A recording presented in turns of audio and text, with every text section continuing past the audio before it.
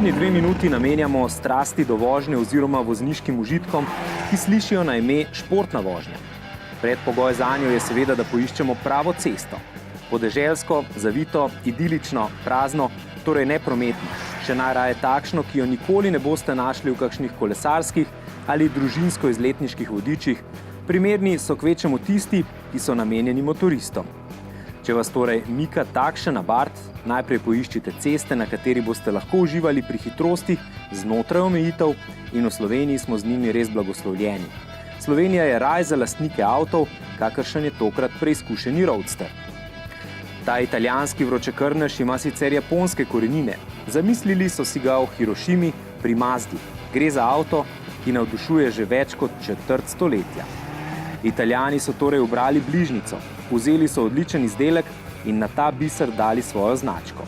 Povsem objektivno lahko ocenimo, da so Japonci Italijanom dali najbolje, kar lahko kupite pri abartu. A roko na srce, Italijani so temu japonskemu biseru vdihnili točno tisto, kar je Mazda MX-5 še potrebovala. Pravi zvok, torej rohnenje po meri uživačev. In ta prihaja iz italijanskega bencinskega turbomotorja, ki potegne že iz najnižjih vrtljajev. S tem je ta mala Mazda dobila to, kar hočemo vozniki po slovenskih ovinkastih cestah. Surovo pospeševanje iz zaprtih ovinkov. Kombinacija tako resnično navduši, še posebej v takšni verziji s samodejnim menjalnikom. Sploh ne, ker bi bili preleni za prestavljanje.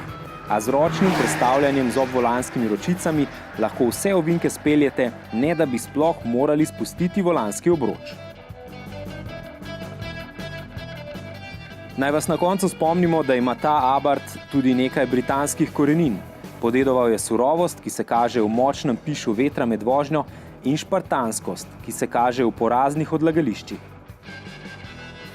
Angleški puristi pač radi trpijo. To velja že iz časov triumfa Spitfire, na katerega pa tale abart ne spominja zgolj značajem.